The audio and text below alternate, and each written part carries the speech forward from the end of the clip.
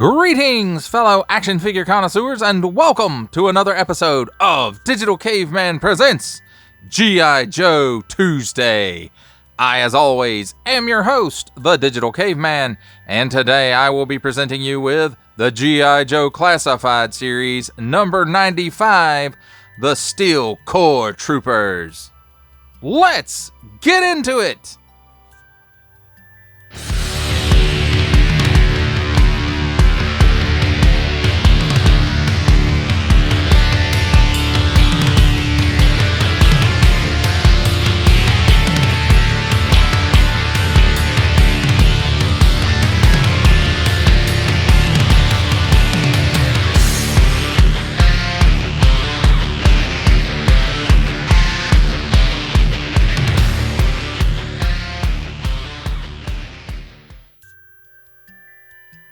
Let's begin with a look at the packaging.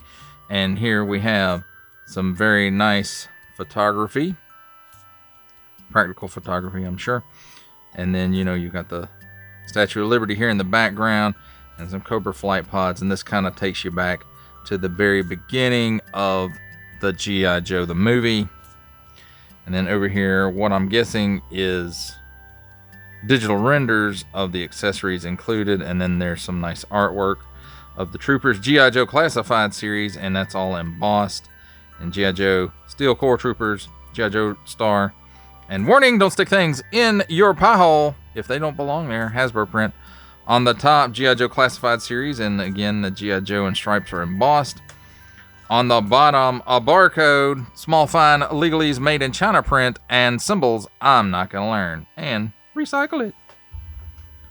And then on this side we have a larger view of that artwork, G.I. Joe Classified Series number 95. Then on this side, the G.I. Joe Star, the artwork, the QR code along with their skill sets, and it says they're G.I. Joe. And if you want to scan that QR code, now would be the time to do it. And then finally, we'll move around to the backs. Number 95, G.I. Joe Steel Corps Troopers. And then there's some close-up digital renders of some of the features of the figures. And then there's some nice digital renders of the figures and their accessories. The male Corps Trooper is 6.1 inches tall, or 156 millimeters. And then the female is 5.9 inches, or 152 millimeters. And then again, each one has skill sets listed below them. And then we have, attention, don't stick things in your French pie hole. Warning, attention, Achtung, don't stick things in any other language pie hole. Don't give it to babies. Parents, GIJoe.com. Small fine legalese made in China print, that thing, and Hasbro print. That, my friends, is a look at the packaging.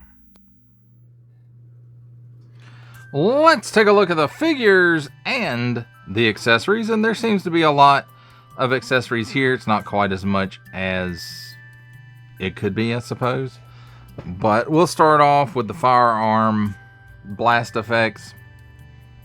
And these are nothing we haven't seen. These aren't anything we haven't seen before. We got the smoky, pointy ice cream cone one. And then we have this kind of long one, but it's bent as well from being in the package. So maybe a little bit of heat can fix that up. And these do have nice molded detail in them. And they're translucent. They're molded in a translucent plastic. This one is shooting around corners.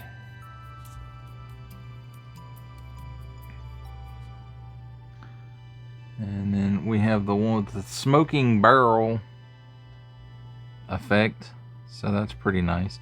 And again, it's translucent plastic and it's got this paint app on it. Here's the cone shaped one.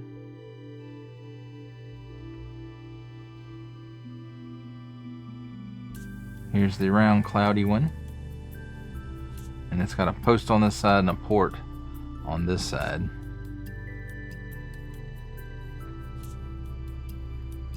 Here's the cross or the X or the Demogorgon head. And it's got a post on the back and a port in the front as well. And then here's like the volcano one with lava coming out, and it's got a post here, and it's got a port on the inside here. So, you know, some of these things can be used in conjunction with each other. And then here is the bullet spray effect. Now let's take a look at the rifles. So here we have this one's got this nice paint app on it, and this one is a mix of realistic and futuristic, at least to me. It is, might just be realistic, I don't know. So it's short, no stock. It looks like a stock could be added to it. The magazine is removable, and it's got nice molded detail to it. Now, this set also comes with a silencer, and it can be used, I think, with any of these firearms. So it fits this one. So we'll just say it goes with this one, because that looks kind of cool. Then we have this larger rifle, which I am guessing goes with the male steel core. And it's got a nice paint app on here, and then nice molded details, realistic looking. At least to me, it looks realistic. And the magazine on it is removable as well. And then we have the smaller long rifle. It's got a nice scope on it. It's got this nice paint app, and again, it does have that, you know, realistic kind of look to it. It's got a Picatinny rail there on the top. It's got this grip piece, and the magazine is also removable on this. Got a nice little stock on it. Port in the end of the barrel for the effects. And just in case, you know, there's somebody here who doesn't quite know how these work, or figure out how these work, or understand how these work. Now, the barrel port is a little bit small on this, but you just basically just plug them in. So that's how those work. And let's take a look at the gentleman's stuff. So he's got this nice little pistol, some more of the futuristic-y Nerf kind of looking one. But it's not bad, it's okay. And then he also comes with a knife. And I believe we've seen these before. It's got a nice little paint app there for the blade, kind of a gunmetal-y color, and then nice details molded into the hilt. And then the female soldier pretty much has the same weapons, and these do have a port. Nope, they don't have a port, my bad. So no port, no blast effects for the sidearms. That's one of the ways you can tell it's an older piece, other than it looking like a Nerf gun. And again, here's the knife, and I do believe we've seen this several times in the line before these came out, and since as well. Now, they also both come with an alternate helmeted head, and it looks like they're going to a Halo convention. But I mean, it's nice. They have some nice paint apps on it for the visor, and you know, it's nice that you can alter the look of the regular brigade, and maybe these are the jump jet pack helmets, if you know you want to do that with them. And that's the one for the gentleman. Here's the one for the lady, and again, it's pretty much the same. It's just a little smaller. And they do have nice molded detail on them.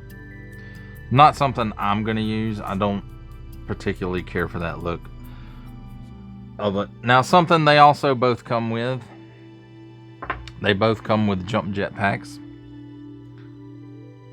And there you can see it's got a nice little tampo on it. Lots of nice molded detail in it. And it does take you back to those real American Hero days. Now it also comes, they each both have 2 of these exhaust effects, and they're got a post here and then some paint app here and then translucent plastic, and it kind of fades into the translucency a little bit toward the end. Not as much as some other sets that I have seen, but there's ports in the bottom of the exhaust ports in the jump jet pack, and that is how those work. They just plug right in there, and that's how both of them work. So I'm not really going to go over that too, because this piece is pretty much just exactly the same. Now let's take a look at the figures themselves, and we'll start with the female, ladies first. And I have to say, you know, that's a nice Steel Brigade looking helmet. It does harken back to that look, even though they've lost the name for it. They're now the Steel Corps.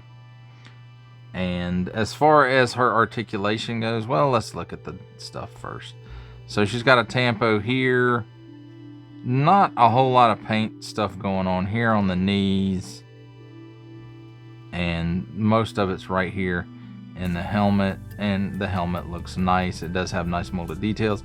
It does have a few, I don't know if they're tampos or paint apps or what they are, but you know, there's not a lot of paint going on for the sets, a lot of overlays, stuff like that. So let's take a look at her articulation real quick. She can look up that high. She can look down that far. She's got chicken neck. She got waggle, 360 degrees of rotation, or the full exorcist.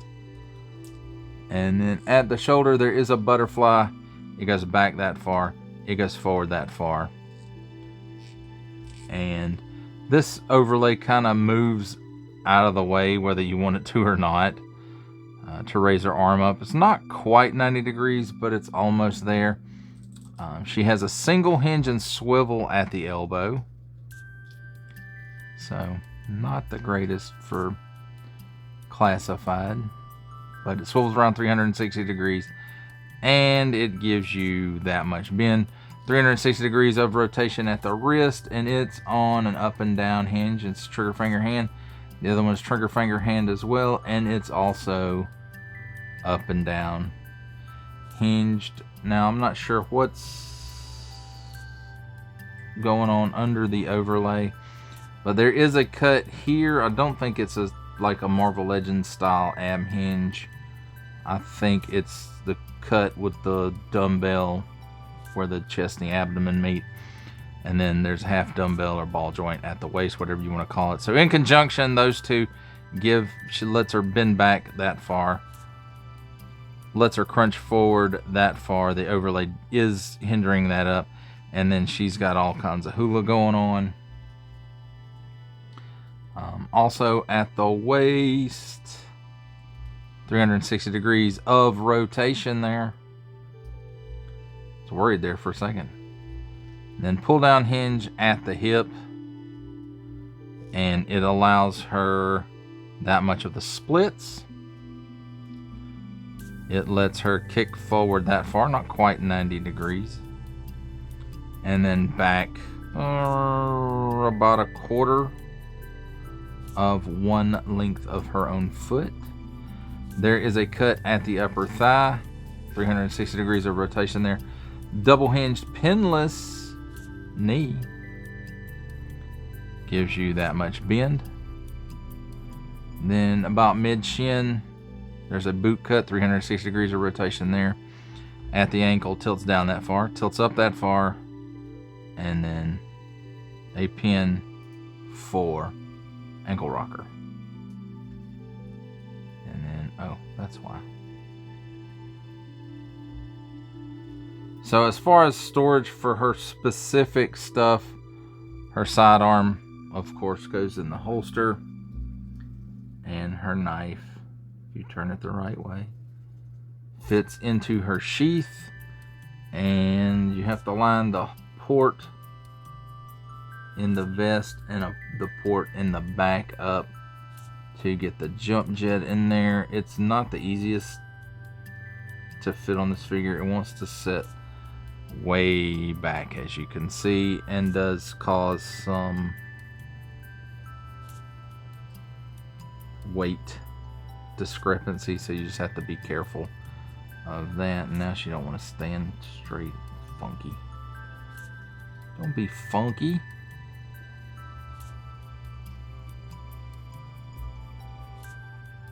Oh, it's that belt overlay was making it look funky.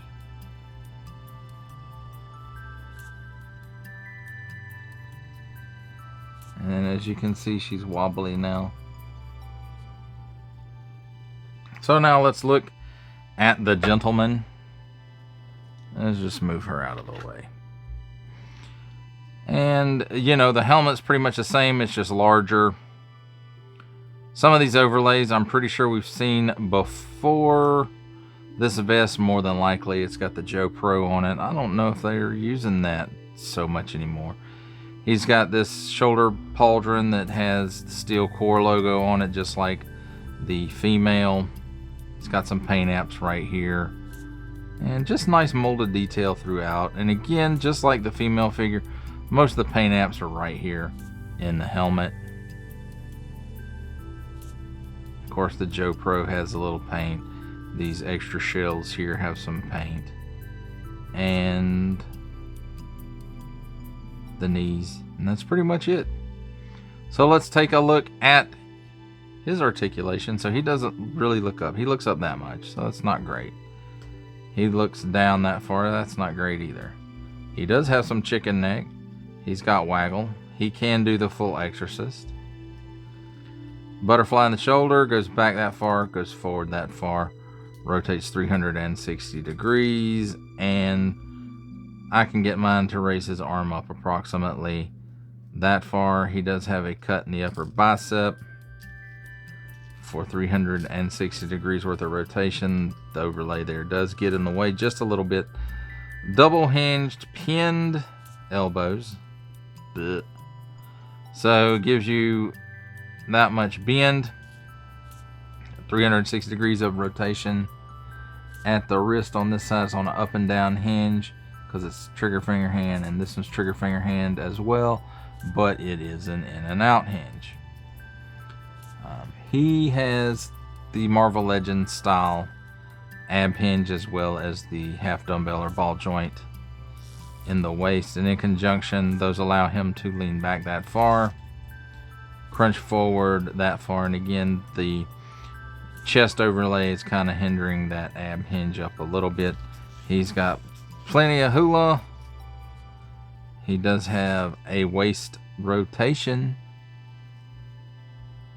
pull down hinges at the hips, and he gives you almost the full splits. He is so close. He kicks forward, not quite 90 degrees, almost 90 degrees. And then kicks back hardly in at all, maybe like the female, about 1/4 the length of his own foot. There is a cut at the upper thigh, 360 degrees of rotation there. Double hinge pinned knee, and it gives you that much bend. And then in the mid shin, there's a boot cut, 360 degrees of rotation there. And then at the ankle, it tilts down that far. It tilts up that far, and then it does have a pin for ankle rocker. Now, as far as storage of his stuff, it's pretty much the same as the other figure. Knife goes in the sheath on the chest, and pistol goes in the thigh holster. And again, I can pull these out maybe.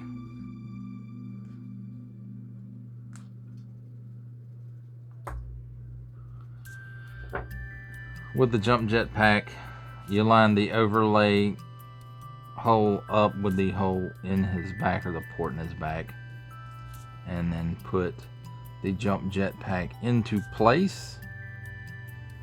Then you arm them up however you want. You put whatever blast effects you want on them.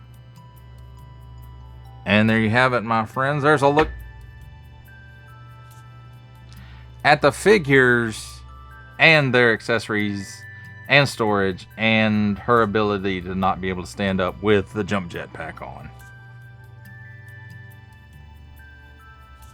It's time for my favorite part of a review, comparisons. And here we have the G.I. Joe Classified Series Steel Core 2-pack with the G.I. Joe Classified Series Grunt. And who's better to put with frontline soldiers than the original Grunt himself, Grunt.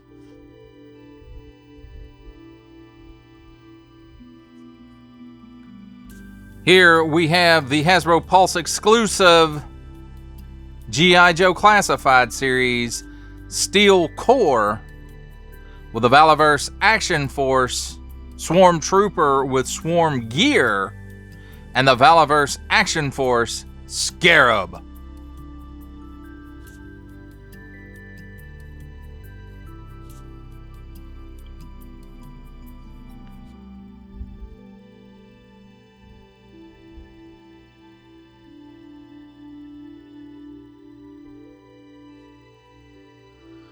For our final set of comparisons, here we have the G.I. Joe Classified Series Steel Core 2-pack with, from the Marvel Legends series, making his cameo appearance, Stan the Man Lee. From G.I. Joe Classified Series, the Hasbro Pulse exclusive Regal variant Cobra Commander. From Star Wars The Black Series, the Archive Edition 501st Legion Clone Trooper. And for a 7-inch scale comparison, from the Masters of the Universe Masterverse line, the 40th Anniversary He-Man. For final ramblings on the G.I. Joe Classified Series, I want to say it's a Hasbro Pulse exclusive Steel Core 2-pack. I have to say that the set is a little bit of a mixed bag.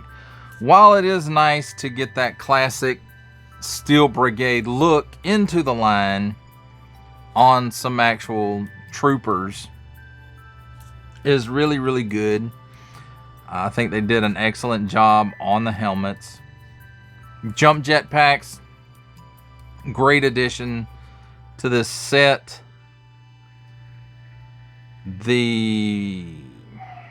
At the point this set was produced, there should have been no pinned limb reuse at all. The male has,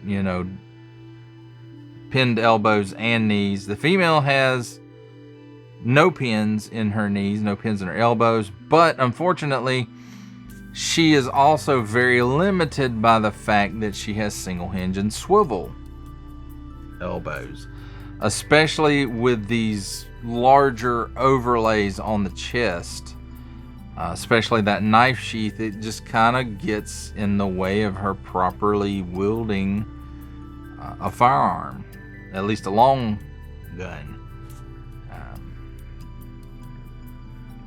I do like the blast effects for the jump jet packs. I think that's kind of cool if you're trying to do some kind of flying poses or whatever. The alternate helmet's not the best for this line, at least in my opinion. It's very Halo looking, and to me it just doesn't fit in. Although I know in one of the 3 3/4 lines they had a trooper that had a very Halo-esque helmet along with a Steel Brigade or Steel Core helmet as well. But I'll say, you know, I was excited for this set. It's a bit of a disappointment. The pinned elbows and knees, the fact that the female figure doesn't like to balance well in poses, and especially with the jump jet pack on, the jump jets kind of stick out a little bit far from the backs in my opinion, but again, that's my opinion. Your mileage may vary, but the plastic feels weak and gummy. The female trooper feels very limited, especially with those single hinge and swivel elbows. The weapon selection isn't that great, but they got the Steel Brigade look correct, at least in my opinion. Again, your mileage may vary, so you know, this is probably one that'll go in the display and probably never get bothered again until maybe we get a proper Steel Corps or Steel Brigade